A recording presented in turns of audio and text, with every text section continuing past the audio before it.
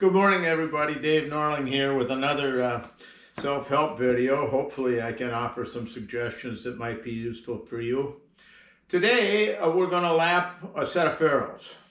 I'm going to show you how I do it on the lathe, and so with no further ado, I'm going to move this camera up real close. I'm going to introduce you to my tools, and then I'm going to take you back to the lathe. Love this new fancy video equipment. I can watch myself on the front of the camera and see what I'm showing you in the viewfinder in front while I'm recording. It's pretty crazy. There's some tools that really make this quite a bit easier, quite a bit. You can get a nice job in relatively short order, providing you follow some simple steps that just kind of help you shortcut some of the difficulties we've all had lapping ferrules. I like to use gauge pins to protect the internal bore of the ferrule when I put it in a collet holder. I like to use DA collets. A DA collet, DA stands for double angle, and this is one of the angles. This is another angle. This is an angle in back as well, but it doesn't meet with anything. This is the inside one. And what double angle does for you, or at least what it's supposed to do in theory, is supposed to compress equally up and down the ferrule. So I like them. They're easy to work with.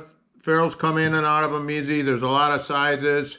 This is a 100 series set. This is a 200 series set. I actually have a 300 series set as well that I almost never use. On occasion I do with big ferrules. And I put a gauge pin in the back of this ferrule, and then I put this together. I've already assembled the female holder in advance, just to save a little time. Okay, does not need to be over tightened. I tighten it a little bit. Those ferrules are ready to go in the lathe. I'm going to take my female ferrule and I'm going to size that bore with a gauge pin. I'm going to find the first pin that will go in, and then I'm going to zero my micrometer with it. And then by that means I'm able to pay attention to what's happening to this male as I take it down. If there's more than a thou, I'm going to use a sun and hone. I love this sun and hone. It's easy to handle. The same feet work on any number of different size ferrules. You can buy different size feet. I was hesitant to use it initially because the finest stones you can buy for the sonin are 600 grit. And what I found is that 600 grit's just fine to take it down fairly close, and then we can advance to some finer grit and get a little better finish.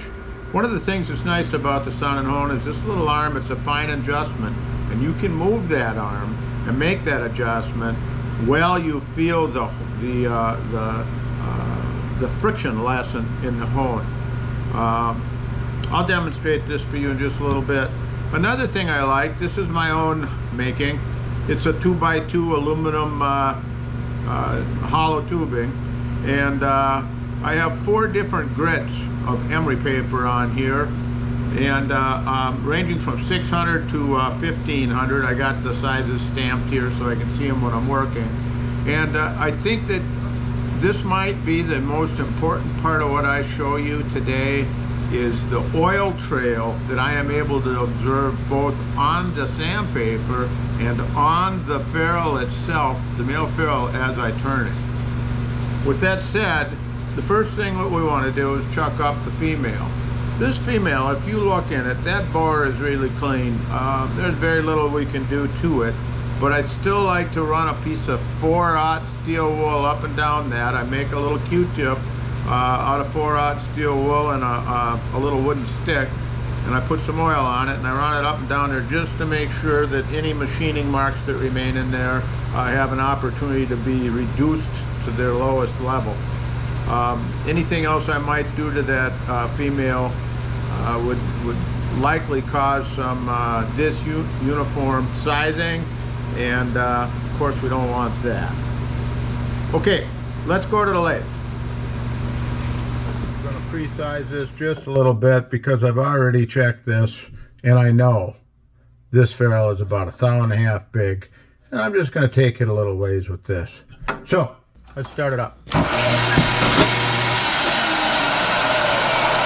I like trying to lay it slow when I'm running it manually because if nothing else, it just allows me a little more time to do what I need to do, to get a feel for what's going on. I lapped a set of these 15s yesterday, so I know what I got here. Anyhow, that's very loose. I'm gonna start right out by giving it a bunch of oil. Funny thing. And I'm gonna tighten this main screw until I feel it a little bit. You see how quick I was with that knuckle? Okay, now, in speaking with the gentleman at Sun Corporation, what they told me is that lapping is it manually because if nothing else, we get down to a place where we're dealing with a little more tolerances to do what I need to do to get a feel for what's going on. And he explained to me that when I used this yesterday, so it's important that I turn it around and come from the other side. That's very loose. I'm gonna start right out by giving it a bunch of oil. I'm interested in uniformity here. That's all I care about. All I care about is uniformity. Until I feel it a little bit. You see how quick I was with that knuckle? These ferrules come off of the machine new. Now, they are more round than they will be with the gentleman when you and I are done Sun Corporation. So they've told me, I'm not going to keep you here all lapping. I just want you to see specifically that we get down to a place where we're dealing with tolerances. I got my block like the thickness of snow. Oil it. And he explained to me that when I use that oil out, I want a nice thin that I turn it around and come from the other side. I'm going to support that with my left hand from behind. I'm interested in uniformity here. That's all I care about. And I'm going to run this down this ferrule. Going right up to the shoulders there. I want to do the whole thing. Off of the machine new. Look at that oil trail. They are more round than they will be a little bit when you and I are done lapping. Now you want uniformity. So, I'm not going to keep you here all day. I just want you to see this uniform. Specifically, you won't get that nice smooth fit that we all really are looking for. That oil trail is very helpful. And I'm going to spread that oil out. I want a nice thin clear fold. It's just uniform right now. I'm going to support that with my left hand there behind. I'm going to be right hand this front. And I'm going to run this down this this is 600 grit. Going right up to the shoulder there. I want to do the whole thing. And then maybe I'm going to move up to 800. If I can't, just a little bit, it changes. You guys don't need any more than that. You want uniformity. That's how you do it. The ferrule's already round. You don't cut this uniform. Strive for uniformity. You won't get that nice smooth there evenly. That we all really are looking for. Surface. And that oil trail is very helpful. My aluminum tools that I make myself. Watch that oil trail. I flatten them on my workshop. It's just uniform right now at the shoulder. Flat surface.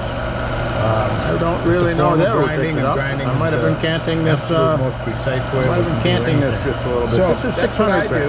And these thinking about one more pass of this discs that I buy, and then maybe I'm going to move up to 800. But quite frankly, you guys don't need any more than that. You guys. That's how you do it. Your ferrules and measure your work. Nice. Have a good day. Thank you. Bye bye. Strive for uniformity. Make that cut across there evenly. Cut the entire surface. I flatten my aluminum tools.